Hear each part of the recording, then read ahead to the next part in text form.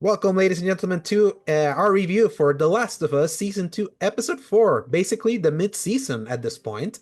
I am the X-Bottom host, Alejandro, with me, with my rotating, not, I'm not gonna mention it, co-host. Rick, I don't know what you were getting at there, but hello. I'm just moving fingers, just for a certain heinous thing that happens later in the episode. How you doing, Rick? I have no idea what you're referring to, but hello. Okay. I I mean, don't know what you're getting at. what did Ellie and Dina do? Oh, Yeah, there you gotcha. go. That's all I needed to say. Yeah, so we're already halfway through the season, which is our kind of like reality with 7 episode seasons and much quicker mid-season compared to the last time where it was like until the fifth episode to be kind of like the halfway point of the I season. don't did they announce if I assume not at this point, but is there not going to be a break this time? No, Okay. yeah, So it sounded like next week was the next episode, so I figured not, but I wasn't sure. yeah. I don't remember there was like a mid-season break last time. I remember, I think there was. Yeah, I think there was. It just wasn't very long. yeah. I want to like go back because I remember I was like talking with someone at the time and we were kind of like talking week to week. So that's why I'm like I wanted to go back to those messages to just to confirm if there are, Mm, because obviously during Game of Thrones time they used to do like 1 week break, like mm, close to the end. But I don't mm, remember that happened. But I could be wrong. Like we can always kind of double check for the next episode. But yeah, mm. we're here. We are in episode 4 from season 2 called Day One, which basically kind of like from what we speculated would happen basically happened plus some extra background. So before we go into like the recap, what do you think of this episode, Rick? Because I I think don't it was. know. I think it was easily the best episode of the season so far. Like without comparison, I think it was easily the best one. Uh, Still had some nagging issues, but for Hmm. the most part, this was far more of what I think they should have been trying to attain. I know you disagree, but I thought they failed very, very bad when it came to the stuff in Jackson. But I think Hmm. in terms of when they've left Jackson, it's at least gotten a little bit better. Yeah, I would say that I would agree. This is probably the best episode out of the four we've gotten. To me, this one does the thing that I feel the show does the best, which is kind of like take background that was in the Mm, game and build mm, upon it in a way that mm, that gives us much better understanding mm, of certain things that were kind of not quite glossed over in the game, but because the game was so packed and the mm, POV was so limited to who you were controlling, it was something that you would infer either from reading or just kind of like some offhanded conversations, kind of like what happened with Isaac. This is like a Well, the that's easily the best example of it. But most of the additional stuff is more filler. That's not really that big of a deal. But I do like seeing more of Isaac's thing since he was really kind of underutilized in the game. Like Mhm, if there's one complaint that I would level at the story, it probably is that is there mhm. was probably I get it. It's because of the way that it was told, whereas here they're not following that. But he seemed like he definitely had some stuff to tell, and they didn't tell. He really didn't have much screen time at all in the game. Mhm. Like Yeah, maybe a combined total of maybe 10 minutes screen time in the game. I would So say even we've already had more of him in the show than we ever did in the game. yeah, I would say it's even less than 10 minutes because you meet him in Abbey Mm, Day One, and then mm, you see him later on, which is the last mm. time you see Yeah, him. you're right. You're right. Yeah, Honestly, and it's that's probably more it. like 5 minutes. It's probably Exactly. more So like 5 minutes, and that's it. Yeah. yeah. And I feel more than ever like them focusing on Isaac, how they did it. It's like I feel better, gives us an idea of the WLF, kind of like where Mm, it started in a way. It was kind of cool seeing like what he was before like he became a member of the mm. WLF. I really love that kind of like cold open, even though we had to have Josh Peck from Drake and Josh, the Nickelodeon show, use the word jizz boy. But Wait, was that him? Really? yes. I didn't realize that actually. Yeah, it was like the internet was ablaze. It was like, oh my God, they got Josh from Drake and Josh. Like, That's funny. yeah, and someone being like, man, I can't believe I had a friend be like, I can't believe I lived long enough to see Josh from Drake and Josh said the words jizz boy. But I will say though, for as little as we have seen him, I already believe that 100% Jeffrey Wright has been the single best performance in the show at this point. yes, Like I don't even think there's and that includes um uh Pedro as Joel. I think Jeffrey Wright has already even surpassed that. Like I think he is. That said, he did play the character in the yes. game, so it's not Mhm. like this is completely unfamiliar to him. But like, now I am a fan of Jeffrey Wright. He's obviously not in a ton of things, and usually when he is, it's a small role. But He's a if you big look HBO guy. That's what's funny. Oh, Like it's really? yeah, I actually didn't know that.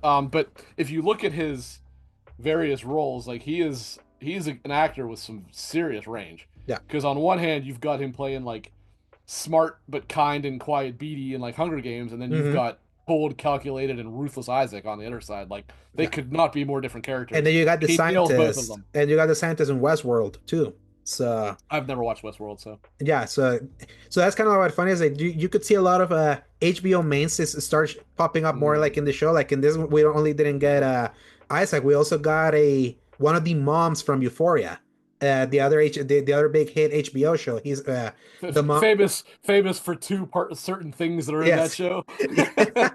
and and of course, like we get it in the episode where he got a little dick energy and fingering. That's kind of what fun because I feel Yeah. yeah, I feel this was the best episode of what I like about like the strengths of what the show can be, but it hmm also can't help itself when it comes to like some of Well, the HBO nastiness that absolutely. And here's the irony of the whole thing.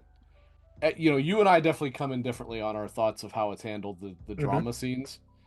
I think that this episode clearly shows it struggles to do the drama, but Mhm. it can do the non-drama really well. Yeah. But the problem is they want to do the drama and they don't want to do the non-drama stuff, Mhm. right? And it's like this and the second half, if you will, of last episode, I think showed how much better it works when they're not focusing just on that. I mean, obviously, Last of Us, you have to have that. That is a part of it. Mhm. But like when they have them wandering through the town and like it actually feels dangerous. Like I always said Mhm. that was my biggest complaint with the first season is because it had so little action sequences, whether human infected didn't matter. It didn't feel dangerous. Whereas now, like it You feel genuinely the feels danger. like if you don't know what's going on, it genuinely feels like at any point they could hear a shot ringing out at them when they're walking through the streets. And Mhm. it's like this is how it should feel. It should feel intense. It should feel dangerous.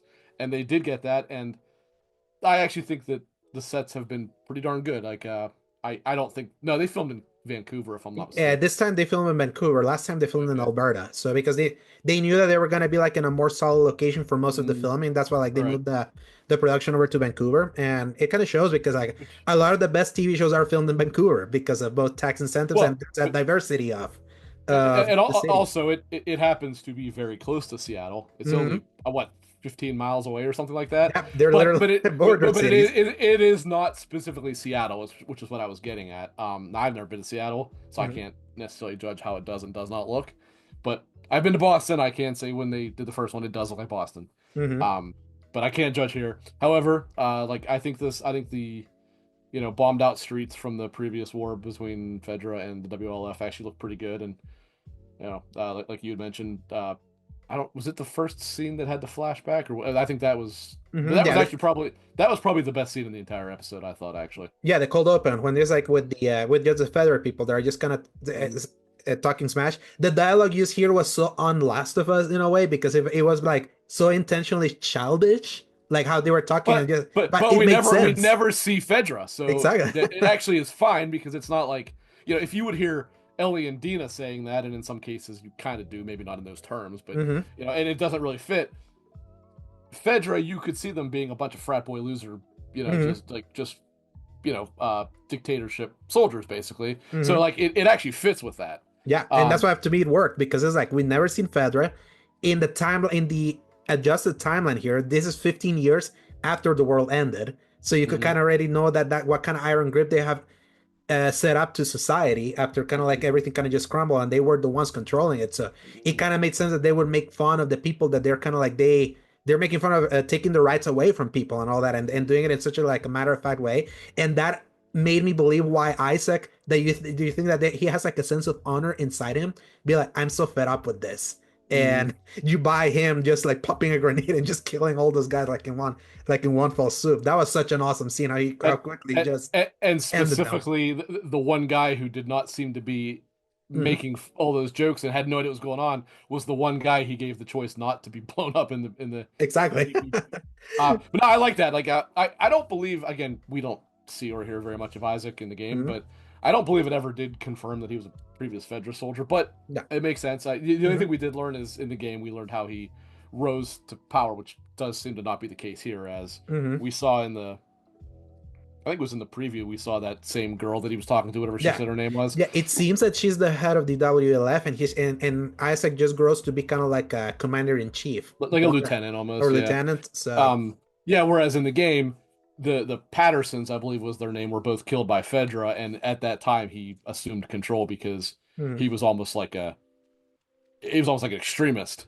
and Mhm. it kind of fit with what they needed to do at the time. So it is different, but it's not unlike some changes they've made. That's not different in a bad way. That's actually different in a way that I think makes more sense with what they're doing here. Yeah, I feel in the two Isaac scenes, I feel like if even season three, like because obviously of us getting like seeing kind of like how they're playing out the format of the show, like I feel we can pretty much guess exactly where it's gonna cut. Now it's starting to make more sense, based on how much time we have left in episodes and what's supposed to be covered.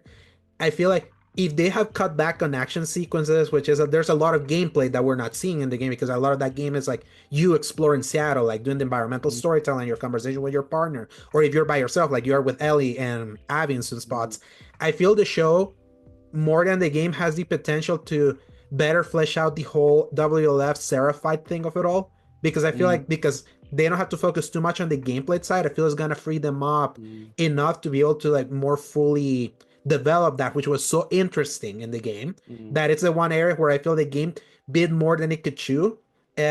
Even though it was still pretty interesting, like at least the little glimpses that we got to see. Though obviously we only got to see it through the POV of who we were playing at the time, so we're only But relying on hearsay. and So, and also in the game, you're basically joining at the absolute climax of this conflict. mm-hmm, Whereas with the show, they're showing flashbacks to kind of maybe show, or some stuff like that to perhaps show kind of what ignited this powder keg that really got these two mm-hmm, sides to be in conflict. You never really got that in the game because again, you're starting there at the end of this conflict. You're uh-huh, starting as it's reaching its head. exactly. Um, that said, this is jumping a little bit ahead, but I wanted to ask something. Mm-hmm, Um, did you potentially notice that they might have shown a character who you also don't see in the game in this? I kind of believe that that one guy might have uh-huh, been, I think his name is Danny, the uh-huh, the one who Owen, yeah, like what I'm talking about, where you're yes, first playing as Abby. uh-huh, I think that's who that's going to be because he looked very uncomfortable with what was happening while the uh-huh, other guy was all about it. I'll bet you the other guy is who Danny kills yes, that because that that one. that other guy is probably going to at some point go to torture a Scar or something like that. Mm-hmm, And if this is what I think it is, Danny is going to end up killing him, which is what then mm-hmm. starts the whole thing with Owen. Yeah, that's it's funny enough you mentioned that because like that's the show is all about giving us in physical form people mentioned in dialogue or in writing, Mm-hmm. and that Danny is like just mentioned in dialogue in Abby Day One. That kind of Mm-hmm. and that gives you like your objective to kind of go for Owen in that game. And So really only the very beginning too. He once you have your reason for leaving the FOB, you never hear about that guy ever again. exactly. Yeah, because then you get tangled with the whole Seraphite of it, or Mm, like the whole right, Seraphite side of it all. And I would say right. even for the show, like based on how they've been like introducing each side and all that, where last week, if you didn't know the game, you could kind of probably think that they're trying to humanize the Seraphites a lot. Now with this episode, you Mm, get to see that it's like there is no good mm, guys in this side because like the right, Seraphites will also hang the guys and just right. like rip your guts D out and have them hanging. disembowel them. Yep, yep. And I would say perfectly recreate. I would say like everything at that at the TV station, Mm. like at least visually, That perfectly recreated. that was overall, I would say, probably the single best scene in the entire show, counting season one. That was the best scene in the show so far because actually, that is perhaps the one time that it actually most felt like the game Yeah. because they're sneaking around. The enemies are even talking like they talk in Last of Us 2. Obviously, they're saying more than what they do in Last of Us Mm-hmm. 2 but they're coordinating exactly the way that the enemies in Last of Us 2 do when they're looking for you and Mm-hmm. saying, that's exactly what happens too. Like, you stumble upon the TV station. Obviously, other things happen in the game than what happens there, but you Mm-hmm. get to the room, which is the main desk, right? And then you have all those WLF soldiers hung up and disemboweled from the Seraphites, and a few soldiers do come in, and you Mm-hmm. basically have to kind of fight them Like. like that. Mm-hmm. So that really was a very very well done scene because I even thought to myself like this actually feels like watching a moment where you're playing the game. It actually feels Mm-hmm. exactly like the game. Like it's probably the first time I've watched it and said this actually feels like the game.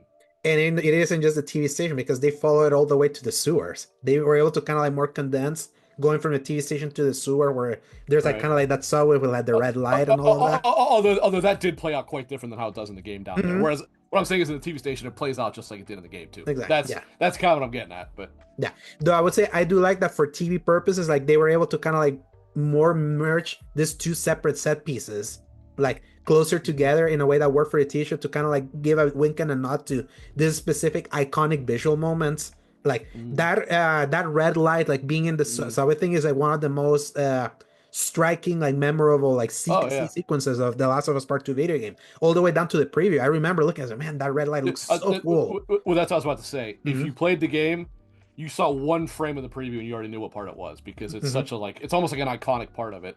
Yeah. There is one other part that gets very red, which will be in the Hmm. next episode, Yeah. but nonetheless, you could tell from the smoke that the flares that this is what part it was.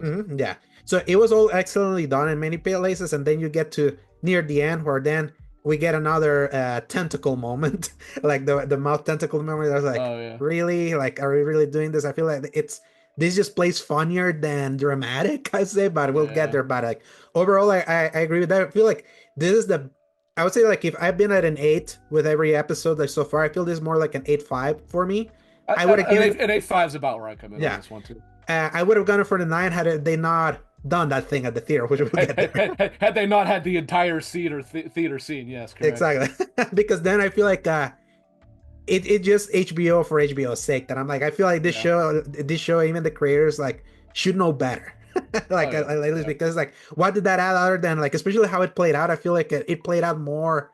I thought it was like a good dramatic like tense seeing like how they're trying to play it out, but then like they followed up with that. It's like, Yeah. oh come on, you don't go Yeah, from that to that. we'll get to it, but there's Yeah. no question that was easily the weakest part of the episode. I Mhm. don't even think that's a question.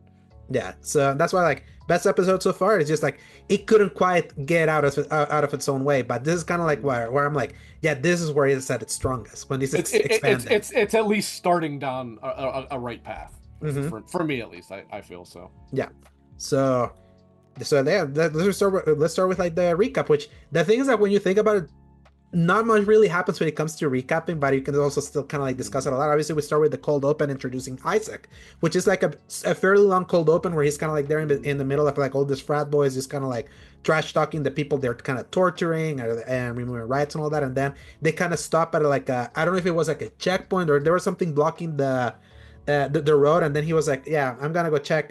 You guys stay here. And later we learned that that was a setup because like Isaac had already set up that meeting with like what apparently is like the leader of the WLF. Harankan, I think was the name of the lady. I don't remember. It's like a weird name, and Yeah. obviously you only see it one time. The actress, is the mother of Sydney Sweeney's character in Euphoria, and that to me is like so Oh, okay. funny. And to me, it's so I funny. never watched Euphoria, so I actually you had Yes, said about the character being I didn't know who the actor was. yeah, So yeah. To me, what's so funny is that she like that character in Euphoria looks like she has lived through a dystopia. So you look at her in the last one, it's like it doesn't look that much difference. So it's like it just make perfect sense. Like, oh, so that's where Cassie's mom like ended up in the apocalypse. So that so you see that meeting, and then immediately you see she tells me like you gotta commit now, and then he kind of Isaac kind of turns around, goes to like his unit, just pops a grenade, locks the thing, like completely kills them all in one fell swoop. The writer kind of comes in and he just kind of like guns him down quickly.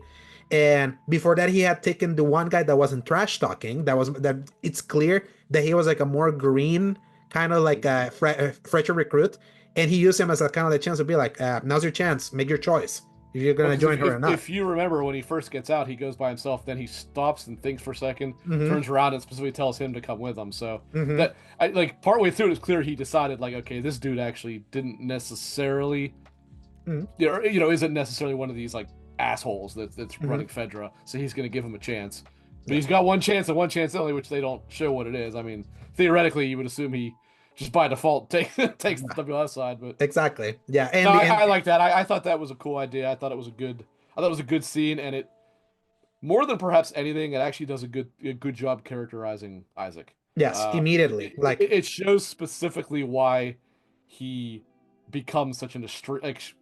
Once you learn obviously what he's doing, like why he becomes such an extremist of the WLF. mhm, Um, and you know, clearly he's got strong convictions about not being mhm, held down by at the time basically a fascist government mhm. at the. So Exactly. So it's all about liberation. That's what the whole thing about the Washington Liberation Front, because they're yeah, being liberated from oppression, yeah. basically. Hmm. So then after this, like we get credits, and then we flash back to we flash forward to the present day with Ellie and Dean as they're just seeing kind of like halfway through, scrounging around, kind of looking around while they're in Seattle. Like we see Dina kind of finding something in particular that comes for the revelation for later. You can, like if you knew the show and like you paid attention to her vomiting in the last episode, you kind of understand what she found, and then when she says, "I need to go to the bathroom real quick," so Oh, okay. I was yeah. trying to think what was she found. I was thinking when they were out in the streets. It's when they're in the pharmacy. Gotcha. Yeah, because it's just in the pharmacy, and then like after she goes to the bathroom, she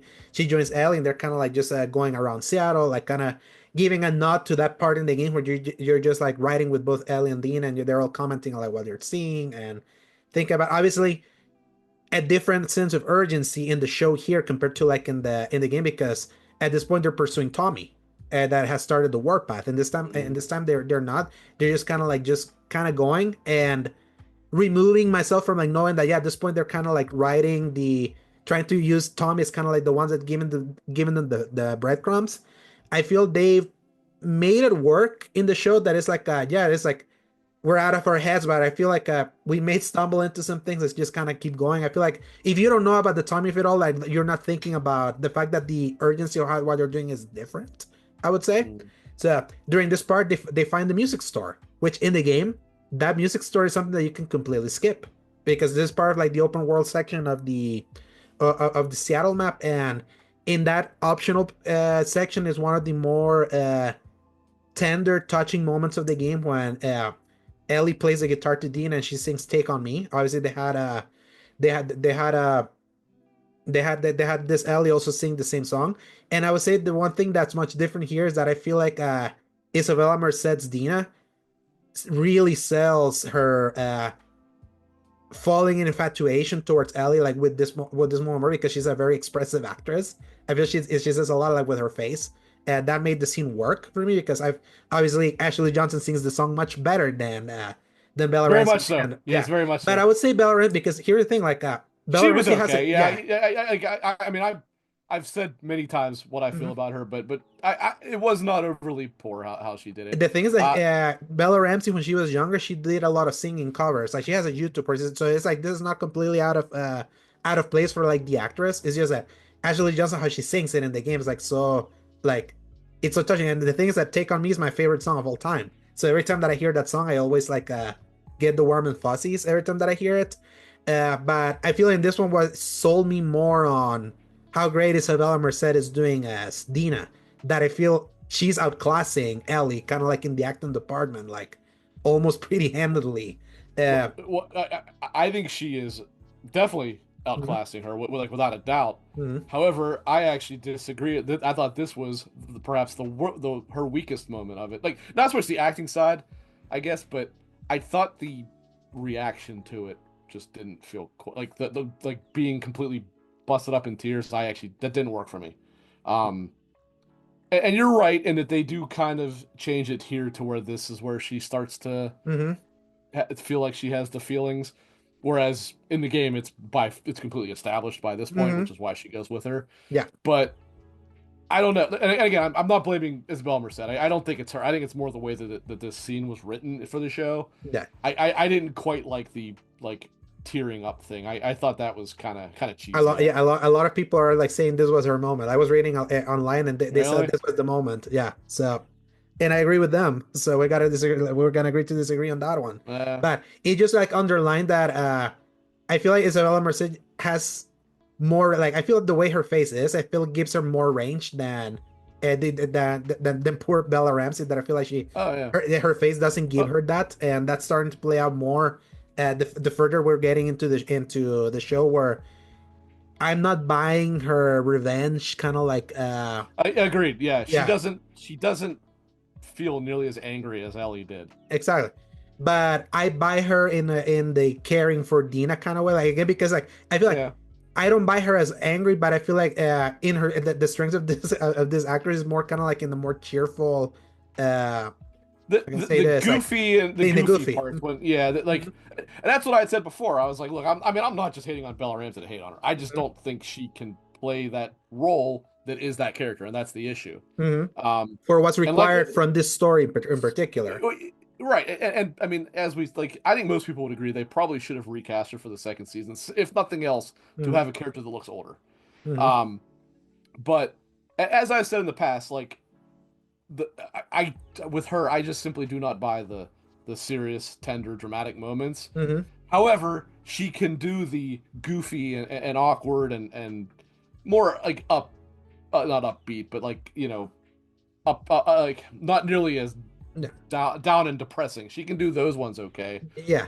I feel But as like soon as, yeah, soon as I it's a feel serious moment, she doesn't really do it very well, I don't think. yeah, I feel like these scenes only work because Dina does them well. Like it was Yeah, all a bit like if the drama can be she's bought, carrying it, no she's the one question. that's Yeah, carrying it, and that's kind of like yeah, what this yeah, no, episode. no question. Yeah, that's kind of like what this episode more underlined for me. Like, what's making it work for me is the fact that she's doing such a great job for something that, unfortunately for Bella Ramsey, like she's not equipped to do. Like, Mm. even though I don't think she's bad, like she does well in the things that it's well for her. Kind of like I said last week that I felt the strongest she was pretending to be happy and breaking down. Kind of like you see the subtle breaking down, and I'm like, Mm. yeah, I feel that was like properly well done. So then after the musical interlude, like that musical interlude, they kind of just keep exploring. Uh, I think I don't know if it's here when it happens, where we kind of get the meanwhile at the WLF, which Mm. is again where we kind of go back to Isaac, where we get kind of like a very long scene where he's torturing this naked poor like disheveled Seraphite, and we got the first full frontal nudity, like male side of Thanks for the that, HBO. yeah. That was really necessary there. That was when I made the joke. This episode had a little dick energy. Yeah, yeah, you said that, and I had not watched it, so I didn't know what you were talking about. Hopefully, when that happened, that's when you noticed. That's like what I was referring to. Now So, I will say, I obviously this is a slightly different take on a scene that does happen in the game. mhm. I do believe that Seraphite was naked, but they kind of did hide it somewhere. Like there was Yes, no begging yeah, ding. he was naked, but he was a silhouette in the game, and this one they just showed it. Is that what it was? Okay, Yes, okay. because I remember I was like the first time you meet Isaac in the game, which is in Abbey Day One when you're returning to the Mhm. FOB, uh, when they talk about the whole Owen thing that he did deserted and blah blah blah. Uh, it was like you could see the Seraphite. He's clearly naked, but you never see the Right, face of the right. Seraphite. Gotcha. You just know that he was torturing. So again, this is more kind of like we implied it in the game. We're gonna show you that how Right. Isaac tortures Okay. their victims. He Th- goes very philosophical on them, like plays them like psychologically, like kind of like mm, tell them what he knows he's gonna tell them to kind of have them break and all that. I thought that was like so chilling, like because. no, that was very well done. I mean, again, we didn't need to see the we Mhm. didn't need to see the wiener, Yeah. but everything else about that scene was well done. No doubt about it. Yes, and again, like kind of like the what I feel the game really like lingers on the violence like a lot. In this one, Mm, like they love implying it while still making you squirm. Like what he's doing here, that mm. he puts like the hot pot on his Yeah, hand. basically gives him a third degree burn on his Yeah, hand, exactly. So it's or first degree. For I don't remember whichever one is yeah, which I think is the third degree, where it's like super I, deep. I Yeah. think it basically means there's no skin left. Yeah.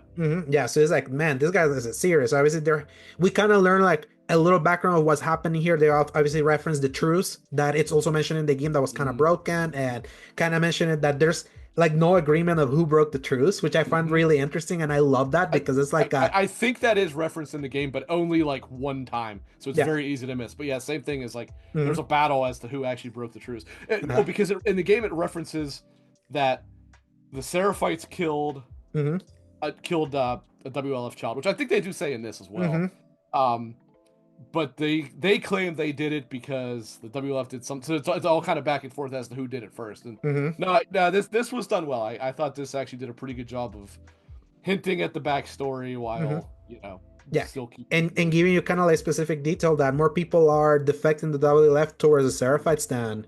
Mhm. That kind of like the other way around. Which is obviously a foreshadowing as to Mhm. what happens. Exactly, yeah, and I'm like I like those kind of little details, especially if you know it, because I don't feel like if you're just a TV viewer, it's like that's world building without being too on the nose of Right, something that we know is gonna happen.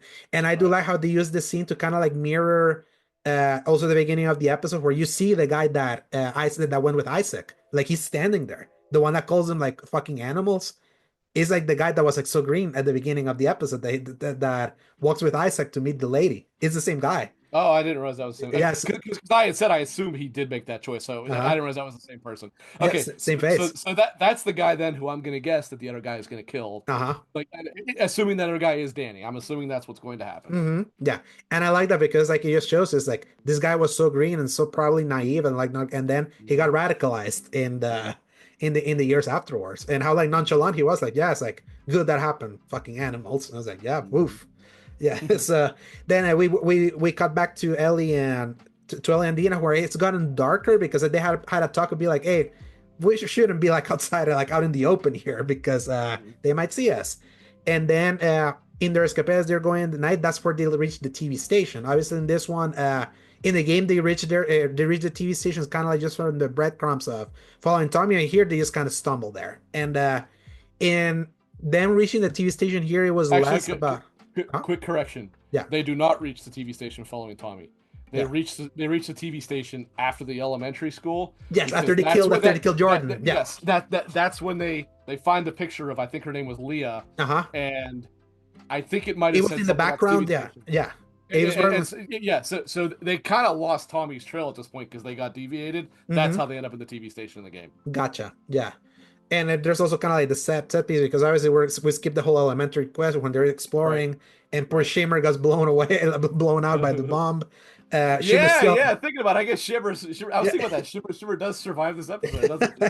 yeah. So we'll see if they like kill poor Shimmer later on, or they're Mhm. probably like. Here's what's funny because this is also an HBO reference. Like there was a show that got canceled back in like 2010, 2011 because of horses getting killed while being Oh, filmed. really? Yes. So it I was a didn't know that. It was a Louis C.K. Show. I remember that it was like a that got canceled because they kept killing horses. Like so they were like, no, nah, you're canceled because we cannot keep Is like was it maybe one of the? Remember, there was supposed to be two shows that were about like an alternate reality civil war. hmm Maybe it was one of them because that's right around the time period when those got canceled too.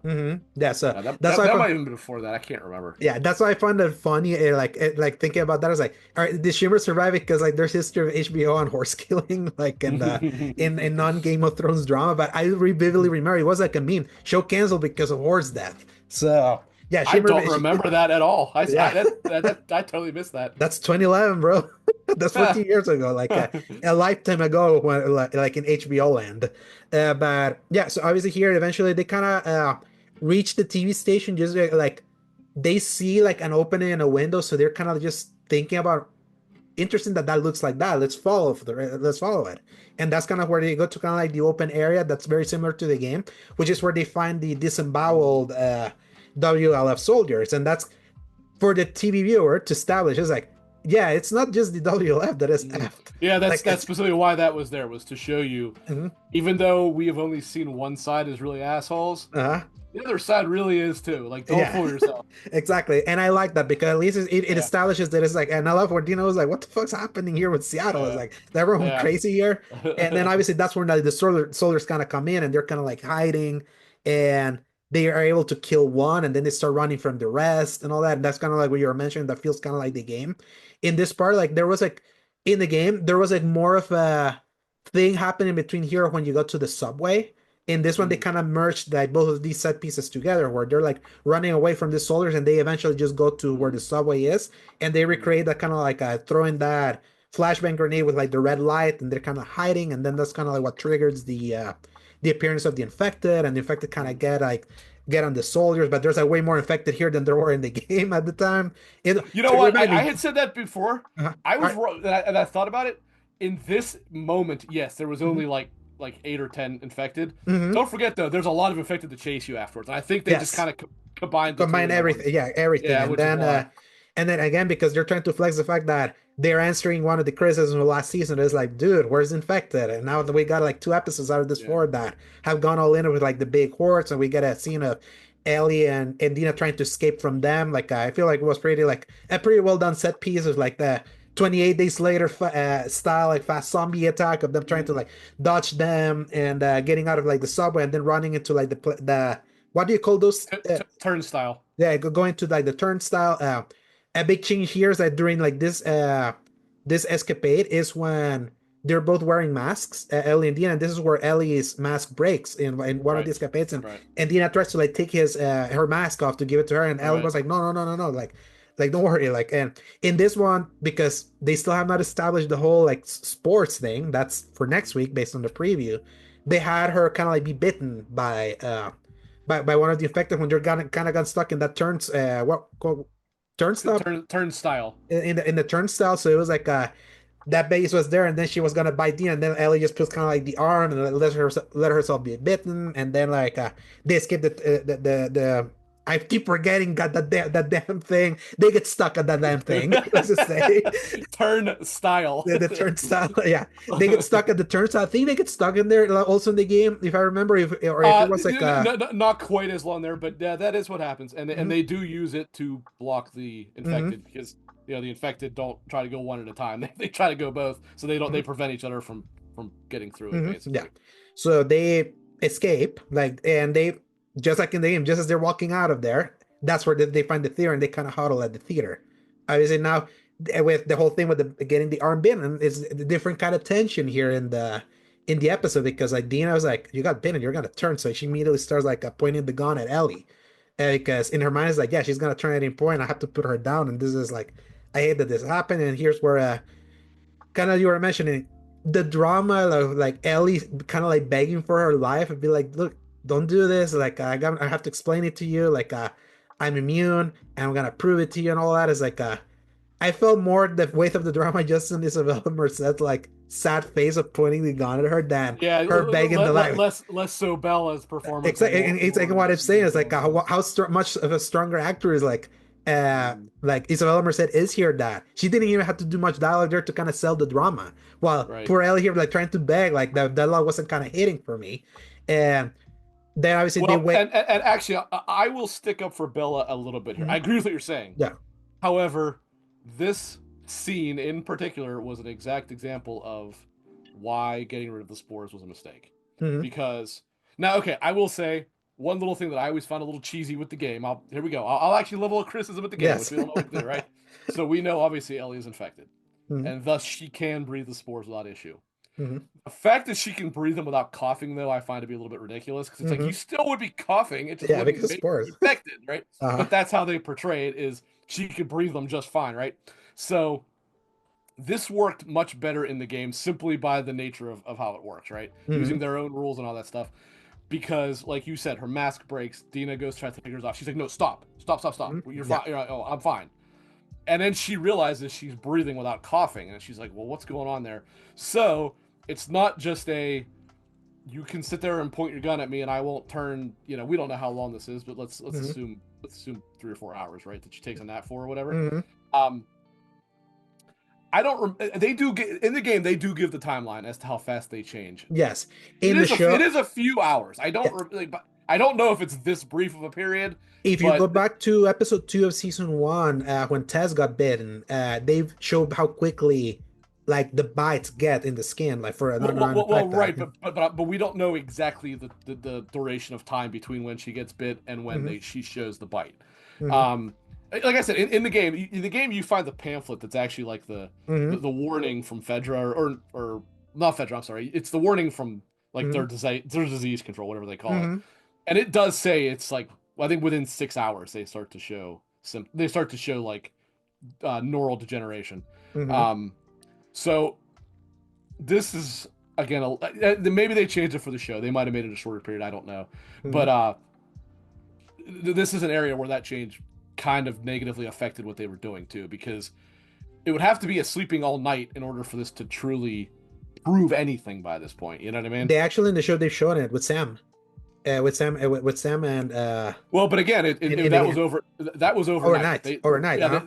But that was that was a few hours at least. So it wasn't Hmm. like again we don't know how long this was, Hmm. but you could probably safely assume 3 or 4 hours. It wasn't like it was like a full night's 8 hours sleep or anything like that. Hmm. Um, but this is an area where having the spores absolutely would have made the scene not better per se, but it would have made it more effective into their Yeah. storytelling. I would have agreed. Like, if, to me, I was liking the tension added by the fact that it was bitten because it felt more serious. Because like once you're bitten, you're out. Like, Oh yeah, yeah. yeah, There's it's no like getting back from it. it's over for you. It's over. So I kind of like that they added that because in at this point in the game, the only thing that happened after they kind of like started like getting calm. This is when just Dina just tells Ellie, "Hey, I'm pregnant," and Ellie's like, what the fuck? Like, why do you say that? Like when do you learn that you're pregnant? Like, we would have turned around like halfway through. Like when she was Mm, saying that she started right. feeling it in the way, but she didn't kind of want to say anything. That was kind of like the only tension that was there, like in the game. And this one was trying to add that. So I was like, I kind of like that you've added this little tension with the bite. Unfortunately, Everything after after it fell apart. Yes. it's like you ruined it by immediately going and pointing the gun, and then after Ellie shows like, "Do you see? Like, I went to bed." Things looking the same, like Mm-hmm. nothing's wrong. And then immediately Dina was like, "I'm pregnant." And what do they do? While still holding a gun up to her at Exactly. that too. Like it's not like, okay, I believe you're not infected. All right, I'm gonna put this down. By the way, no, she doesn't. Just holding a gun up to her. Like it's weird. Then it really goes from "I'm gonna shoot you" to "I'm pregnant" to like passionate sex. Like it And, goes like it just went like that, boom, boom, boom. That is like that went from 0 to 100 so quickly and and, so. and like I when we were talking about it, Mhm, right? I was like, wow, they actually decided to just leave that scene out, which is interesting. So for those who don't know, this happens in the game at the mhm. point When when they're having the Ellie bong. well, this does happen in the show. Don't forget. Hmm. When Ellie and Jesse, excuse me, stop at the convenience store with all the weed. That's Hmm. different in the game in that it's not a convenience store, but it's actually Ellie and Dina, Hmm. and they end up. They don't really explicitly say it, but it's pretty clearly alluded to that they did it then. Hmm. That time period would make sense for why they would do that because they were specifically passing time Hmm. to to let the Wait for the blizzard and all storm. that shit. Hmm. Here to do, or it also would have made sense when they have the same conversation, which is when they were in their travel Hmm. to In Seattle the and they have the tent. kid. It would have made sense to have it happen there. Uh-huh. To have it happen here in Seattle, when at any given moment they could have an army fall upon them and shoot them, or they don't even show them check out the theater, right? Hmm. When you're playing the game, the first thing Ellie does is she has Dina laid out and she goes and checks the theater. Everything, yeah. Not here. Here they immediately start bumping uglies. And Yes. it's like that genuinely actually does not make any sense now. Hmm. Because it's like, okay, maybe Ellie, as established in the show, would be stupid enough not to do any of this. I mean, she would be smart enough to obviously check for things. Hmm. But Dina would not be dumb enough to do this. Like they've pretty well established that Dina is like the one being like, More okay, measured. we need to plan all this out. And they just give into their passion. Like it's like that just does not make sense. It's not the, oh, I don't want to get sexual like that. It's Hmm. that this part in the story, when they are in Seattle, it would make zero sense for them to be doing this. Yeah, I don't object of them doing it. I just object of the order of events of "I'm gonna shoot you" to "I'm pregnant" to "let's finger you." It's like Yeah. it happened almost back to back, and that to me is just so it It just felt plays forced. funny. Yeah. It felt forced because it did not have a natural progression at all. It Hmm. just felt like, okay, we need to have the sex scene in here. Here's where we're gonna do it. We're gonna do it like this. And it's like I won't say it necessarily felt natural in the game either, but it at least Hmm. felt like it made more sense in the game when it happened, right? Yes. Here it just doesn't make sense. It felt like it was like, we got to get this sex scene in there. This is where we're gonna do it. Yeah, And and it was it's just clear they did it it for, was yeah. not good. It Yeah. did it for they did it for dramatic effect, and unfortunately, I'm sorry, like I didn't feel that. I didn't feel the Yeah. dramatic effect, like, and you know how I know they didn't quite nail it because like when Frank and Bill did it in their solo episode, I felt it there, and I felt it was like kind of more proper there. For even regardless of whatever you feel about gay people, like I felt But that was it, better. That was better yeah, yeah, handled there than here. And here, he just played out too corny, and also kind of like with that whole thing of the finger. I was like, yeah. really, really, like, come on, like it's like that was just HBO at its It absolutely was. worst. Yes, It was HBO having to be like, we can't just, hey, imply it. they're making out, they're getting a little hot and heavy, Hmm. fade to dark. No, Yes. you have to actually. I mean, you didn't show any nudity, obviously, Hmm. but yeah, you have to show the move that shows what they're doing, and it Yeah, was like, and it's like, this just I, confirms me that when the Owen Abby it's gonna moment, happen. it's gonna Although is Caitlin Devers even 18? She might only be 17. no, yeah, she's like 20 something. Let Oh, me, is she that old? Okay, yeah, I actually didn't think she was that old. yeah, let me Now see. that said, it might not be her. It might be a body double anyway. Hmm. But She's even 28. well, Oh, well, Yeah, goddamn, she Caitlin looks like Dever's 28. looks like she's 15. Yeah. So, but yeah, And I know she. she's small, but she actually looks a lot younger. I had no idea she was that old. Yeah, she was 28. So, Wow. uh, Yeah. It's again maybe then it will be a body double, mhm, but in some capacity, it's going to happen clearly. yeah. And to me personally, that's one of the more awkward scenes of the game because it's like But it really, was supposed to be awkward. That's just yeah, it. It was like that was a scene where I was like, okay, you probably could have alluded to it this and lived. not shown this Yeah. because this really was completely unnecessary.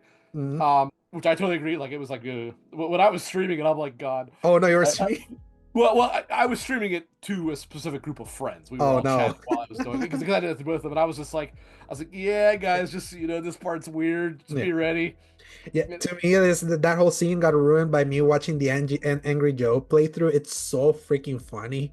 Oh, Like, really? yeah, because because it's Angry Joe and the other two guys, and it's Little Joe. Like immediately when it starts, he's like sexual healing, and then you just that clip. It's so funny. It's in the review like that he did for last. Uh, Obviously, like you wouldn't yeah, like that review because he didn't like the game, but that's such a funny scene of like Joe be like, "What the like? It's a it, goddamn sexy what the frick?" it's such a weird and cringe scene. I Yeah. like again, I know people don't like it and they have issue with all that stuff. Hmm. The game is still, whether you like it or not, it's pretty masterfully directed. Uh-huh. I think everybody except for the true haters of it can Yeah. agree with that. Hmm. I cannot understand how that did not go. You know what? Let's change this because, or again, Hmm. you show them kissing and getting hot and heavy, and then you fade to black. You don't need to show her getting humped. Like what was the point of that? What did they do with Frank and Bill? They started kissing and then they just show us like the aftermath.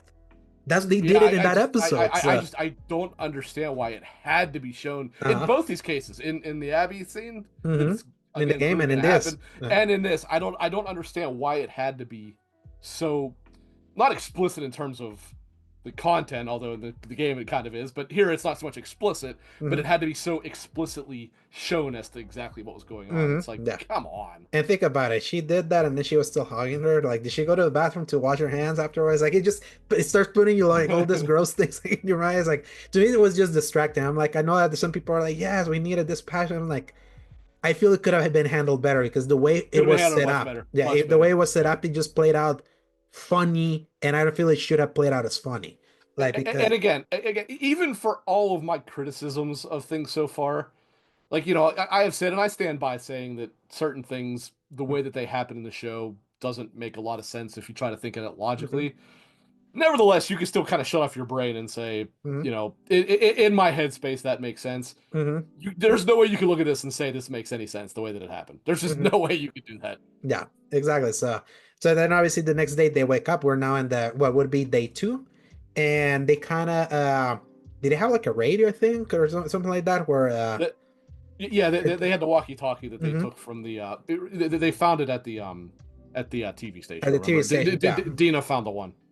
Yeah. So they wake up kind of like they have kind of like a moment where it's like, oh yeah, like I figured out I was pregnant around this time because it was so weird that I vomited over something so gnarly when I've seen gnarly stuff before, and I Now that we're done, fingering each other, here uh, let's actually talk about what was happening before that actually mattered. You know? exactly. So she kind of like explained how what happened, and then obviously Ellie realized, oh, so this is Jesse's kid. Okay, so it's also his, but I want to, and Nira's like, yeah, I believe in us. Like I want us to raise this together, and then Ellie's like, I'm gonna be a father, which is like, yeah, Yeah, it's just like God. yeah. This is the same thing with actually Mhm. you didn't mention this, but early in the show when they pointed out the pride flag, I was Mhm. like, come on, what did that accomplish? Like, Mhm. being is that they didn't know what it was, which is also kind of weird. Mhm. You would think that would not be like a completely unknown Yeah, thing. Just yeah. I've been one. you know what I mean? Yeah, I've been trying to kind of figure out like when did Rainbow and Pride started to really become a thing that got co-opted by them?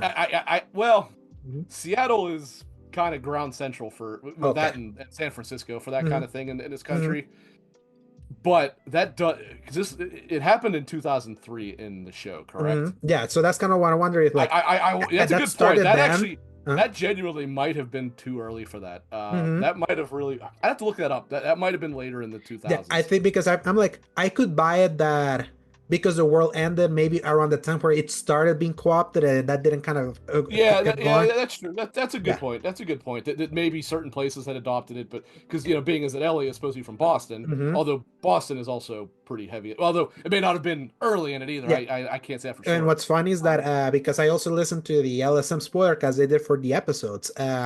Micah, that was in the episode for the Bill episode from last season, mentioned that she remembers she's from Boston and she remembers late 2003 is when they legalized gay marriage in Boston, and the apocalypse happened 3 months before it got legalized in the in Boston in real life, and that made it interesting. You can look it up because she said it got I like. mean, she's from Mhm. Massachusetts, but that does not sound right to me. I think I'm not disputing her. She Yeah, would know more than me. but because something that like that was noted about like the Bill episode that is like because he was a closeted gay, that it was like the end of the world happened before like they legalized kind of like gay stuff in Massachusetts like late in Yeah, 2003.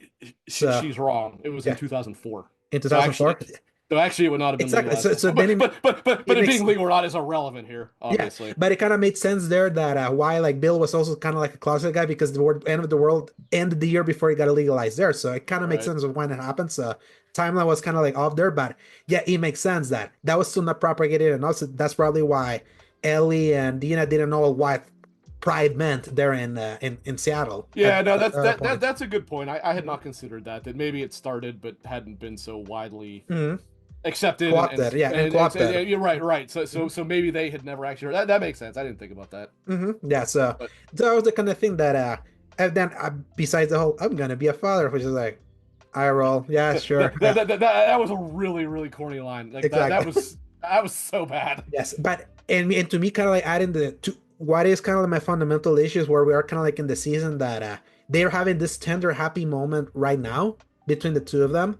That I'm like, man, they should have had what's that Jordan the guy? They should have had the Jordan set piece here because it's like I'm not buying the revenge tale right now because it's like Yeah. where's It, the it, you're being too it, tender right now for like the where it's supposed to be a revenge tale driven it, by bad it, decisions. it feels like a field trip with Hmm. violent tendencies in it. Like you're Hmm. right. It does not feel like when you play the game every single minute when on Hmm. Ellie's side, every single minute feels like You feel the fury is yeah. fury is pushing you on and just a bloodlust and just a thirst for murdering Hmm. Abby. Yeah. Like every second of Ellie's quest feels that way. Especially like I love how It does not feel that way in this at all. yeah, because we already like don't have the first target that kind of like feeds that bloodlust Right, where it's like oh cool like we can that's why it's important to have had. I think it was seven members, yeah and then she obviously doesn't even. kill all of Uh, them. well, she doesn't really encounter most of them until day three anyway. Hmm. Like we'll obviously encounter one next episode, which is a pretty major one. Hmm. But prior to this, she deals with Jordan and she finds Leah dead. Hmm. That is what happens for those And what whole I game. and the thing that I love about how it's like structured in the game, like seeing it from that side, is that obviously you get your first taste of Jordan because you already hate that piece of shit character. When Yeah, you kill like him, like it's like so satisfying, and you're still trying to you're feeling motivated. I'm gonna kill all these guys. If you are not spoilers, when you meet Nora, that's when you start realizing these guys are fireflies. Maybe like you start putting two and two together. Why did they I, went for Joel? to be And honest with you, I mean, I kind of thought that right away. It was more the dad thing, which obviously was the big mhm, like pull the rug out from under you. mhm, But because that's kind of what it plays on. Like it plays on you assuming from the very beginning that they're fireflies. And mhm. actually, They don't does it? assume that it's fireflies. It's just a random group. They don't mention they're fireflies at all and all No, that. no. I'm Yeah. saying, but you yourself are assuming they were probably fireflies, and that's what Hmm. this whole thing was about. Yeah. If Um, you need to have like a logical, I've known some people like from the story presented to you, this would be kind of like the guys that would do right, that, like would do that. But I do love that in the game. Like by the time you reach the Nora and Nora's me like, we were the Fireflies. You know what he right. did and all that, and then how Ellie just like massacres her. What I love about the game, that's the moment where you feel like this is probably going too far. That's What's around the point when it started getting it uncomfortable. was the point when you see Ellie starting to question what she's doing because Hmm. she clearly also got uncomfortable at her own actions. And I However, love that she because still didn't freaking stop. She still exactly. kept going. So that's why But I'm like, now they're putting extra weight of whenever she gets Nora, which is absolutely the next episode, as seen in the previous. Like that first kill will have to be very vicious for me to like yeah, start like even remotely getting close to like what I love about that game, where it's like it propels you so much at wanting to get revenge of these guys, and then by the time you cross the line with Nora, you don't feel good about it. Like you yeah, start like feeling uncomfortable, and I love that because it's like yeah. she went too It far with this was one. so But well written that mhm. and also when you looked at it, like Nora technically didn't really do anything. She was Uh-huh. just kind of there. Yes. She didn't kick Ellie in the face. hmm She didn't try to kill Ellie. She never touched Joel. One hmm time she never Yeah. touched Joel. She thought he was an asshole and hmm says he was an asshole and I'm glad he died or whatever she says, right? hmm But she herself never did one thing Thing. wrong Yeah, technically. she was just part of the group. And yet Ellie basically massacres her. Yes, and I feel she's the one that like she kills the most brutally because she lets herself kind of like get infected by the spores, and Yeah, on top of that, she beats her to death with like that right. with that pipe. Hmm. And it's a cutscene that they let you play by giving you the bottom prompt, Yeah. and that's what makes it more. So something else interesting based on what we were just saying about it being such a violent scene. Mhm.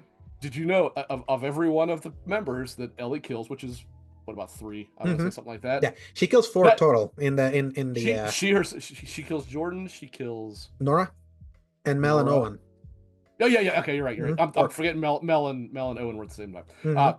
However, of the four of them, Nora is the only one you technically do not see her actually kill. Like you see what she's doing to kill her, Uh-huh. but you don't see her actually kill her Killing her. because it is so violent.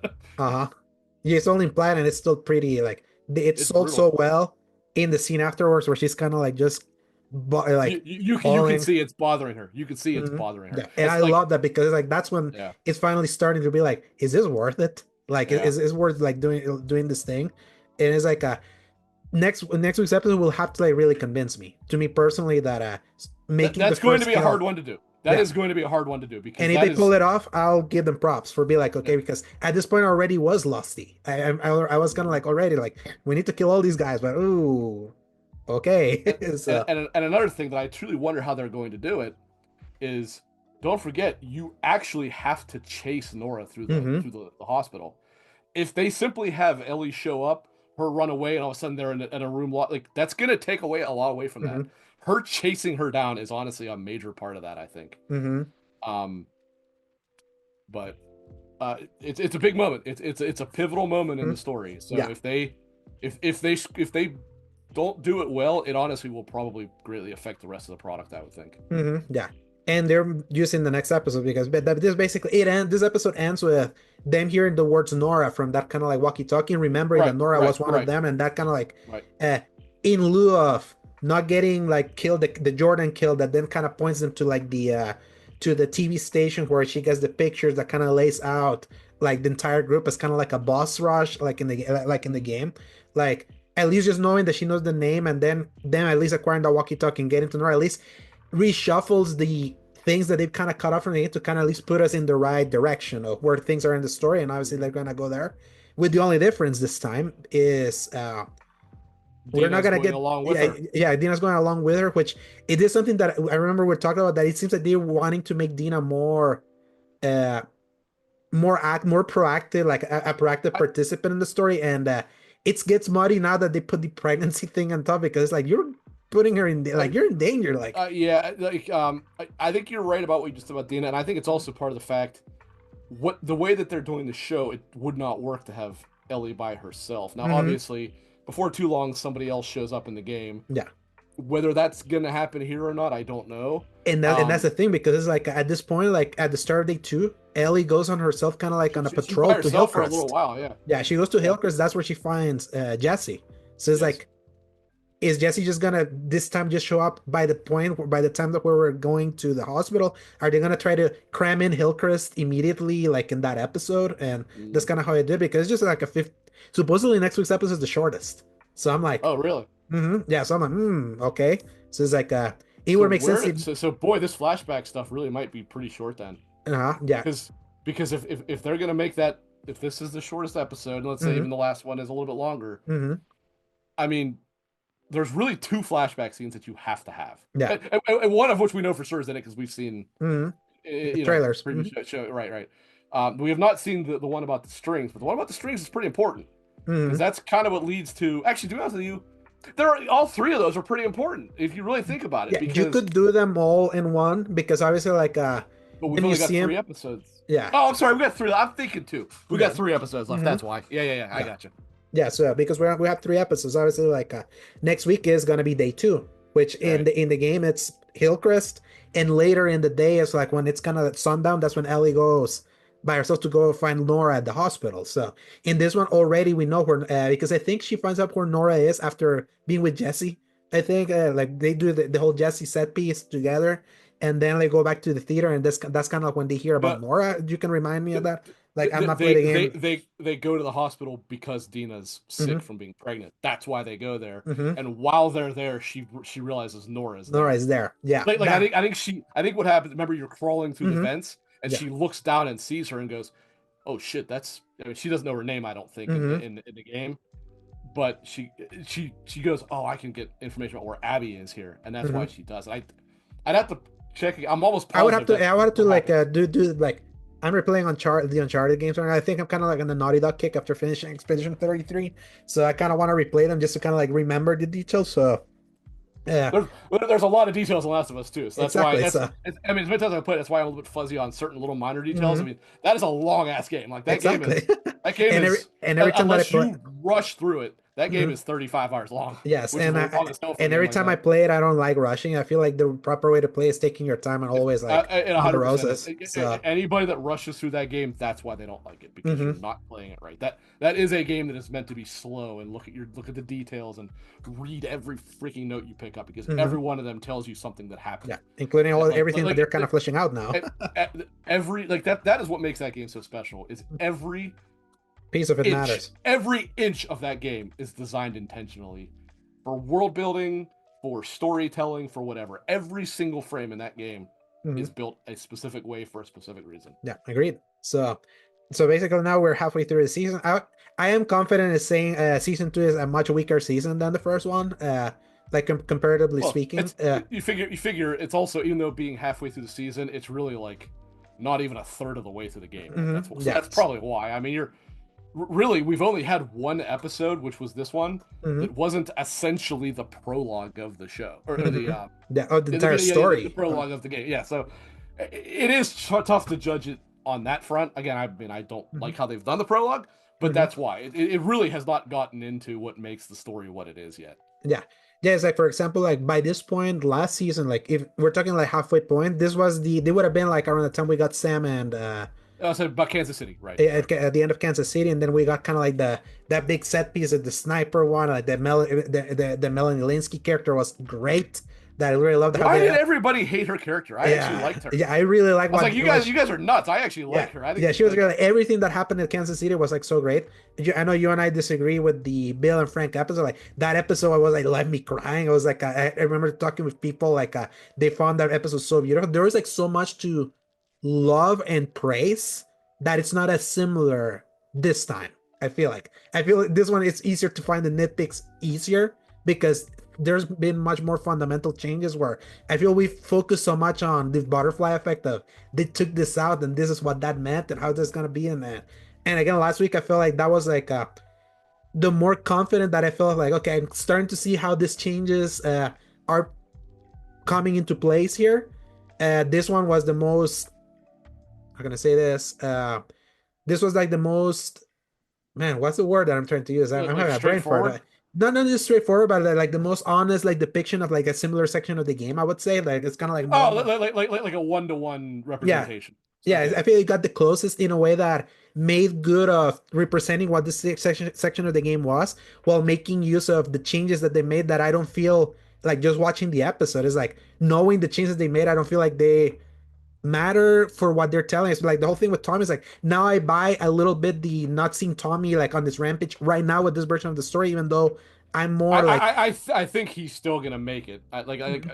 Because obviously certain things that happen in day 3 mhm, on both sides of the story, include him. Tommy really has to be there. Hmm. Just like Jesse has to be there because what happens to him is pretty freaking relevant for what ends up Exactly. happening, Yeah, and I don't in want to say it the because it's city. like pretty big. Right. Yeah, So it's kind of like a pretty big it, thing.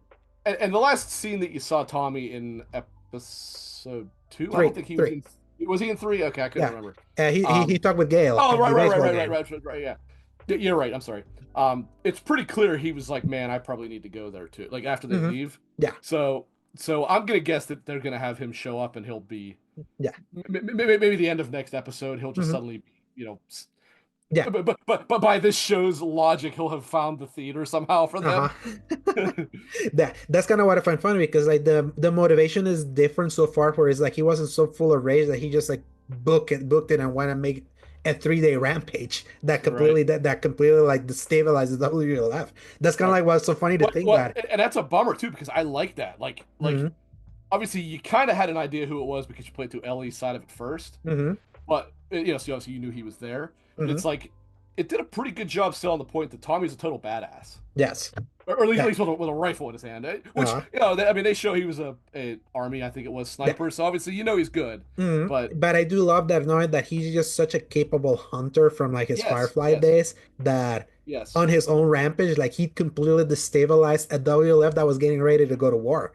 That's yeah, kind of like what was so and also interesting. it's a short sequence, but the one part when you actually do deal with him as Abby, it shows how smart, strategic, and utterly merciless he is too, Yes, which I when he killed like. Manny. Because So, no, I mean, you're right, but I'm talking about even before that. mhm. He's using the infected to try and kill you. Uh-huh. When you're playing as Abby, like he's literally luring them to where you are by shooting the cards that you're hiding behind. So they're Mhm. going there, and it's like that does such a good job of actually showing how smart he is as a Mhm. sniper and as a hunter, which makes sense, right? That's the kind of thing like a sniper would actually do. Mhm. Yeah, I mean, because the motivation, they wouldn't deal with zombies, obviously, but yeah. they would use their environment to their advantage, and that's Mhm. exactly what he does. Yes. And because the motivations are so different this time, like the only way by him going to Seattle is more or less his own revenge tale, but more in that they're gonna make him like a Joel, be like, you're inherited this, like you want to care Right, for this girl. So it's like that's the motivation I see, like of them flipping at this time. I'll be like, he's gonna go to Seattle to go take care of Ellie, where last right, time it was like Ellie going to Seattle because they were both kind of like hell bent on revenge, but also on the promise that they were trying to get to Tommy because Ellie wanted to do this. She's the one that was feeling that she didn't want Tommy to lose himself to this. So right. that was kind of like the motivation. But The but then Maria, interestingly too, and why we have to have Tommy involved, the epilogue hinges on what he says and does. exactly. Yeah. So. And the epilogue is very important. Contrary to what people want to say, the Mhm. epilogue is very important to this because it is how the story ends. Hmm. And it drives the point, whether you Yes. like it or Yes. not. It kind of like it Right. drives the point of the game, like the It, it, it, futility of it, Many points actually, not just one. It drives many points home. yeah, it drives the futility of what's happening. And Mhm. I know that this show is still kind of playing on the. This is probably still a this is still a bad choice of you having to go over all the way here, as exemplified by the Commonwealth, like the not Commonwealth, like the Jackson kind of like town hall where you had kind of like Oh, the guy feel the like council, the council, yeah, yeah. the council where they're like that guy was like yeah, they came to kill him, but it's like we gotta let it go because he's just gonna like be god like cycle of violence after another and all that. Like even though they're already kind of emphasizing what the point is, so people actually know what it is. It's like Mhm. at the urgency, they still gotta sell it to us, and that's gonna Mhm. happen now with the next episode. I'm glad that they're introducing the sports next week because sports is a pretty big thing of the Nora Especially of with it all. Nora, yeah, especially Yes, with Nora. so that's gonna be fun. I can't wait to see how they handled maybe Jesse being introduced. And I think more than ever, based on who wrote the episodes, I feel the flashback is episode 6. They're gonna give us the big flashback as the Yeah, no, no, penultimate. yeah, I would agree, and I would say they'll probably just have all three. Again, I was forgetting there was 3 episodes. I was thinking Hmm. there was two left. That's why I was like, "How's this gonna work?" But Uh-huh. 3 episodes, you got one that would fit. Yeah. I would guess they'll probably have Ellie like just sitting and thinking and remembering all three Hmm. flashbacks because if you think about it, really all three of them are important. Yeah. The least important of them is actually, ironically enough, the one that's probably gonna be the longest, which is the museum one. Uh-huh. That is the least important to what happens, but it begins the part of her doubt, Hmm. and then you get the guitar strings one, which what Hmm. happens in it isn't that important until the very end when she really starts to doubt things, Hmm. and then you have the culmination of it, which is when It's a three, and that's what the beauty of of those flashbacks because it's like a 3 acts of Ellie and Joel at the peak of their relationship, Mhm. like the doubts started like seeping like halfway through, and I then liked how in the game you could see it slowly degrading as it hmm went. hmm But then again, this is why I said I liked how the story was told in the game, and I less like how it is told in the show hmm because I like the fact that the show, I'm sorry, that the game was constantly changing the what you structure. know. hmm No, what you know, right? hmm You think you know, like, oh, Ellie's mad at Joel because of the fight or whatever. Now they don't show it this early in the game, but they hmm alluded to him doing something to piss her off, right? hmm Then it's like, oh no, she's pissed at him because this. hmm No, she's pissed at him because of Yeah. this. Oh wait, no, And then, she's pissed because of this, and then you're like, oh, and she's she really pissed at him because of this. yeah, and she's doing this because of this, and that's kind of Right, like, and that's right. kind of like what's interesting because it The kind of last of the three is one where it's like, this explains everything about why she got so pissy about him defending her, hmm yeah, right? and I do love that it's like it even puts the kind of like the doubt as like a if that's what your relationship was, why are you doing this? I love that Right. they're like that, like it constantly like It's by constantly changing it. Yeah, it's changing constantly it changing what you know. and be like, you hated the guy. Like, Right. at some point, I was like, you actually really hated it. Like, why did you go on? Like, Right. why Like are you doing this? Like, why did you go? because when you're watching this, it's like if you were so mad at this, like I understand maybe you're upset he was killed because he meant something to you, but why are you on this revenge tale? hmm And the reality is, you don't find this out until literally the last scene of the game, which is the last flashback. Uh-huh. Then it's like, then it brings everything together. Yeah, And I because understand some people don't like that because mhm. but like I said, I describe it almost as like, I don't know if there actually is an actual um, narrative term for it, but it's basically like reverse irony. Yeah. It's the character knows something that the audience does not, as opposed to hmm the audience knowing something that the character does not, right? Exactly. And it recontextualizes. I keep using that word, but I think it is the perfect word to describe this. It recontextualizes the story every single time they do it. So it hmm basically makes it about partway through. You go, I'm just gonna stop trying to guess what's going on because I clearly don't know what's going on by design. Yeah. Yeah. And then it dumps the last thing on you, and everything makes sense. Everything comes together. Yes. And yes, it's objectively like a messy sequence of how it should, but like it's a messiness by purpose. Right. It's a messy because it's about driving the point. Like, And it's also supposed to again keep you guessing, and it is supposed to, I think, in certain ways, represent just how conflicted Ellie is about everything, mhm. and that's why it does that. Because it's And like you should feel she's conflicted mad at him, about but it. then she thinks about this, and then but she still does this, but that makes her think about this, but then she does that. You know what I mean? It's like just stupid decisions after stupid decisions by both characters, which is constantly led by well, I mean, one bad decision that leads to a bad Mhm. decision by the other. It's just back and forth and back and forth and back and forth. And that's the intention. And that's kind of like the Yeah. beauty of it. It's like, yes, it It can is the be, entire point. yes. Yes. And that's the thing, it can be for nothing. And here's a hint. It is. Yes. It is for nothing. Yeah, exactly. So, and that's the And beauty. I don't mean that in a Hogue hateful way. I know. I mean that in a it was all for absolutely nothing that she did all hmm that. Yeah, and that's kind of like the point, and the futility of that is kind of like the lesson. So, and Mhm. I can't wait to see like with the 3 episodes that we have left that they gotta sell me on the revenge because I still don't buy it. It's like if it feels more the bad decision has been made. It's still a bad decision that they're here. Still a bad decision that they're still remaining here, considering the pregnancy has been like now revealed. It's already Mhm. is a factor already, kind of like a spoken factor of the show, and now we gotta like see the if they go full for it, like with the Nora thing, how they do the flashback to kind of frame Mhm. the state of because the flashback should like inform the state of mind of Ellie for us, Mhm. and we're gonna get it all in like one blast instead of Mhm. I would have preferred like I would have liked personally having getting like maybe glimpses of flashbacks throughout all these episodes to kind of like build on things. To me Mhm. personally, I would have loved if this would have been like Lost, where we may have started I in never Seattle. watched Lost, so you'll have to kind of explain Yeah, what it was. so 'Cause so I don't know what you mean. okay, so Lost it was like made its storytelling bones on always having dual storylines Okay. going, a present Okay. day and a flashback sequence. And the flashback sometimes would inform the present like concurrently. It was kind of like doing Okay. like that. Uh, right now we're gonna get a flashback dump. It's and I have Mm. heard on the reviews the flashback episode is the best episode, the episode people like the most. I can imagine Well, why. yeah, I say we know why because most people would agree probably the single best part of the game is one of those flashback Yes, sequences. exactly. So it makes sense that that's kind of like the best, like the thing. And for the people that love the first game, kind of like if they wanted more of like what the experience of the first game, the Well, flashbacks gives them that. So, right. so it kind of makes sense. So can't wait to see that. But we got 3 more weeks to go before then we have to go on that 2 year hiatus. But Is that's that did they say 2 years? I didn't know they gave a timeline yeah. for They okay. say that as similar, like they're trying to say that it may be quicker because there's no strike this time to kind of like delay script Right. writing and all that. But because of production, like just take it for granted. Everything in HBO takes 2 years.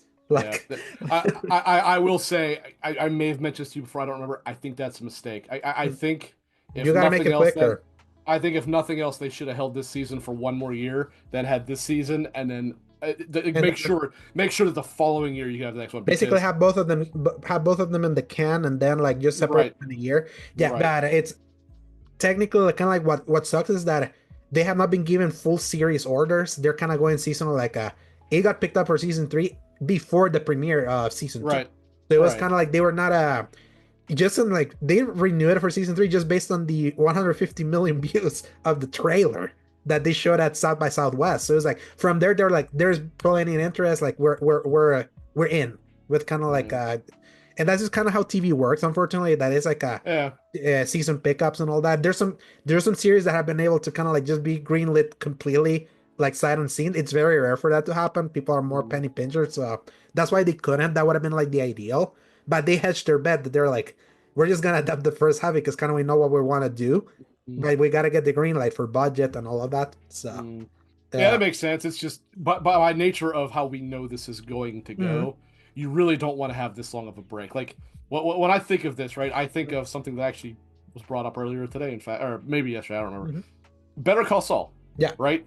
Going into the final season, it took what, like 4 years for them to release that. like It was for like 2 to 3. It was like a gap. There was a gap. it was like to the point I never even watched. I loved Better Call Saul. I love Breaking Bad. I love Better Call Saul.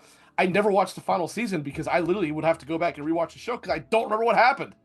Like, like the only thing I remember about the end of season Mhm, five was the one guy, I forget his name, the bad guy mhm, escaping through the tunnel or whatever. I mhm. don't remember anything else about what happened in that show because there was way too long of a break between those two Yeah, seasons, and for that one, and you cannot have that happening here. yes, and for that one, you got to remember COVID. That probably effed I everything know, up. I understand why it happened. I'm just Mhm, saying, like, that's just an example of why you cannot do that because it. mhm. I mean, I guess theoretically it's HBO, so and it's also not like it's a 20 episode season like Breaking Bad is, Uh, so people can just go back and watch this again that's if they what's so want. funny. Breaking Bad's seasons were like 16 episodes, I think, Yeah, or 13. Yeah. they had long seasons. Yeah, Mhm, yeah, long, like that's what's funny. That was like mid range for like because long seasons were 22 to 24. That was kind of like in between the normal like 13 yeah. episode order, just a little bit more. Although Breaking Bad was one of the first ones that kind of started to be like, okay, we don't probably need to have it be quite this long. But you're right, Mhm, 20 episodes seem to be about what most seasons were, not most shows. anymore. But HBO was the one that really was kind of like, hey, we don't need to do that. We can have 10 and tell just as good of a story. But Hmm. also HBO wasn't bound by television time restrictions either, Hmm. which was a big player. Like Yeah. theoretically, the 10 extra minutes that every episode would have comes out to be like two extra episodes anyway when you compare it to like what was on a television. Yes, and to me, it's nuts to think that for 7 seasons in a row, like for 7 years in a row, they were able to get a Game of Thrones 10 episode season like in the can and like on the air, like constantly. And now we're like in this period where they take 2 years now. It's like it's wild Yeah, that yeah. how long production takes now. But that's just kind of like the reality of like seasons becoming more filmic with more filmic Mm. tendencies, which means that there requires a little bit more like but I would say like Walking Dead did 11 seasons like back to back zombie Yeah, shows and they were able. they were almost always every single year they had one, weren't they? Exactly. Yeah. Yeah. So it was like it's wild to think that it takes longer, but I feel it's like people are just kind of letting them just have it and be like, yes, take all the time you need to make it. And to be fair to season two, from a production quality perspective, is a step up from last season. I can see the money on For the screen. for Last For, of Us, for you're saying? yeah, for Last of Us season two, Oh I feel yeah. like the No, product you can see a bigger budget, no doubt yeah, about that. yeah. So they're taking that into account. But I would say that for the sake of this story, especially the incomplete cliffhanger, they're gonna leave people on based on what I read. I You need to well, get get to I season three faster.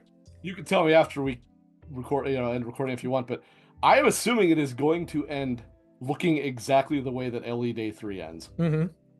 And if so, like, yeah, that's a brutal cliffhanger. And then it takes a whole half a season to get back to Back see the to resolution of that too. Like exactly. it's not like you're going to resume the next season and see what happened. Hmm. You go all the way back and Uh-huh. make your way forward from there, which Exactly. was a cool, if not infuriating, part of the game. Yes. But there's also a big difference between playing the game where you're still playing it and then waiting 2 more For years years. now Hmm. for the obviously for us we know what happens, but for Hmm. those who didn't play the game, they're gonna be like, well, this sucks. Now we got to go through the whole season before we know what happened again. Exactly. That's why I'm hoping that they're able to maybe get in a year and a half. Maybe it's not going to start in January. Maybe it's December 2026, maybe like at the very least, so that the wait is not like a full 2 years. Because it's like just waiting that long is just like you're just gonna lose the thread on things. Yeah, Like absolutely. the Mandalorian took 3 years in between seasons. That's wild. Like, And I would argue they were 3 wasted years at that. uh, They should just let it die. it's so funny. Like when you think about that, it's like, man, like a TV. Like I hate this era of TV where it's like TV was your reliable, like yearly tradition at the very least for every. It's got to be renewable. It's got to be able to keep bringing you back. Yeah. Exactly, and it's like we're not there, like, and that kind of sucks. And when I hear things like the new Daredevil, it's like, don't worry, next year the second season's gonna be here. Like they announced already. I'm like, that feels novel at this point. That feels so novel that we're getting like, Actually, I'll tell you what a novel idea would be. Tell your freaking story in yeah. one season. It's not a crazy like something like again Breaking Bad is a different story because Hmm. that was intended to be this long epic, right? Hmm. Damn Daredevil does not need to be that. You can tell the damn story in one season, but they want to drip feed it. Make sure you're going to sign up for Disney Plus again next year. Hmm. And And that's just like I mean, comic the books. Mandalorian's another one. Like Yeah. well, it's exactly what it is. It's the Marvel effect. So Is like everything is here's the endless. carrot. Here's the carrot. Got to have Hmm. the carrot at the end of every single thing, and it's like just tell your damn story and let it end. Yeah. Like, what was it that something came out recently that I was like, well, that immediately. What the hell was it? I basically said immediately, I'm like, oh, actually, even though I ended up watching it, it ended up being terrible, but it was the Acolyte. Uh-huh. When now before it came out and we knew how bad it was going to be, right? Uh-huh. And there was still potential hope. They were saying something like, yeah, no, we definitely leave some things open for the next season. I was just like, are you kidding me? I was like, Hmm. just tell that friggin' story. Just tell it. Yeah. Tell it the And whole bad thing. for them If you because they can't got tell the whole canceled. story, well, right, yeah, so you never got the whole story anyway. But if Hmm. you can't tell the story to something like that in what was it, 8 episodes? Is that right? Something like that. It In was 6 episodes. It was it was like, six? Okay. Either way, if you can't tell a Star Wars story in 6 hours, uh, there is something really wrong. it was sorry, it No, was it seven. wasn't. It was It seven. wasn't. It was seven. Seven. Yeah. Okay, okay. Yeah, I'll say because the fifth Or episode is like eight. a big battle. Let I me think it see. was eight. I think Yeah, it so was let me eight. see. The Acolyte episodes, just to make sure. Yeah, it was 8 episodes. Yeah. Okay. So Yeah. If you can't tell a Star Wars story in in eight. 8 hours, the Mhm. one story, not like the universe, but a Mhm. story in 8 hours, which they could not do. Mhm. Hell, they could barely tell it if you gave them 50 hours. I don't think the way they wrote that show. Yeah, But it's like like at that point, you need to have your writers. And so back to the original point about this is at least we know that's not happening, right? We Mhm. know that the, anyone that played the game knew damn well you weren't going to tell this story in one season. There was just no Mhm. way to do it. It was just too long. Yeah, and But it would have done it justice at all if there was just a one season. well, right. You would have skipped out on everything that made it important. Mhm. So to their credit, at least they're not doing that, right? They're actually sticking to, Mhm. for the most part, the It's story. just that long a game. That's the Right, thing. right. Like it Yeah, really yeah. was that long of a game that justifies like splitting it. It's now more about I'm still curious to be like, is it gonna be third season and that's it? Are we gonna get then a fourth season and then just covers the very end? Like that's still something they just still gotta answer. I cannot see how you could stretch that Hmm. out to a full season. So Yeah. like I said, I'm gonna stick to this. I see a 10 episode next season.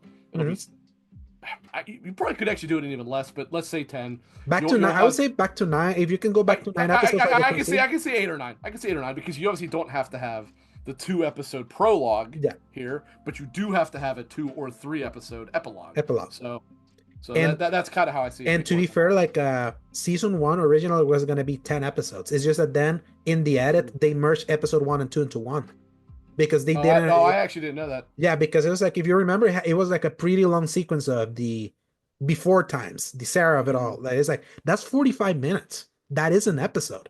And the thing was that in screen tests where people were like, "Where is Ellie?" Like where's it like it feels weird to wait Yeah, to the second episode. So that would have been an enormous mistake to have a full yeah, episode so of that's why of they were that. like they made it like an extra like mega first episode to kind of like take their time to deliver the gut punch at the beginning and then introduce like the main players of your poster in within that first episode and then just kind of go forward.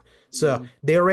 they were already thinking 10 over there. They thought of 7 here because of the storylines and now we've seen it broken down how they're doing it. 7 episodes though does make sense of Yeah, the yeah. time period they're doing. So now I understand why they went for a shorter order this time, but then we got the rest. It's like another Mhm. 7 to tell the other 3 days and then 2 for epilogue. Who knows? But then it's like I Two can or see three FL's. again, Yeah. depending how they choose to do it. I could see them making 3 epilogue episodes Hmm. because you're 2 probably does make more sense, but I could see them trying to make 3 out of it. Hmm. There's plenty of You know, material that they could do. They can even flesh out things if they want. what the part where you play as Ellie. Abby. Hmm. No, not Ellie, because that would be obviously the final episode. Hmm. The part where you play as Abby, they could actually extend that because that's pretty short when you're playing as her in the epilogue. Hmm. They could absolutely extend that out a little bit, Hmm. to make a full episode out of that. So, and then obviously the one you would have one full episode probably of the farm and leading up to what leads to. Hmm. To the Yeah, end, to the yeah, yeah. futility of its ending. But yep, that's we got 3 more. Can't wait to see where we land. So it's like you're like slowly going up in the train. I've been kind of like I was like, I'm maybe about there now. yeah. So Whereas game, I was like all the way up here the whole time, yeah. with maybe like a little dip here or there, but for the most part, Yeah. But in the meanwhile, I'm just it's heading up at least. I'll say yes. that. Yeah, at least it's like going there, even though it's definitely a weaker round right now by the sign. So, but hey, that's our review for this week's episode. Let us know what you thought. If you leave a comment or leave a review in our in podcast service of your choice, or subscribe over here at the YouTube channel at Escape Gaming, where we also have our X Bottom podcast, regular podcast that goes live every Friday, so from 10 a.m. onwards. God willing, and my internet lighting. So this week, One of those two things very rarely happens, but exactly. Pretty much, but this episode is actually gonna go live like pretty quickly. I would say, like I got ahead of it this time, but yeah, we'll be back. It's gonna be if you listen to the main show, it's gonna be me, Rick, and Joe. Joe's making a return, so no Paul this week. So will it be another 2 hour and 37 extravaganza? I hope not. I hope not. But Because also by the same token, I might as well advertise it here. You will be on Spreading the Word mhm, with me on Friday as Clint will be at PAX East, so I mhm, need somebody to fill it. I'm like, what the hell? Why don't you come over since everybody that I would usually get is going to be there? mhm, exactly.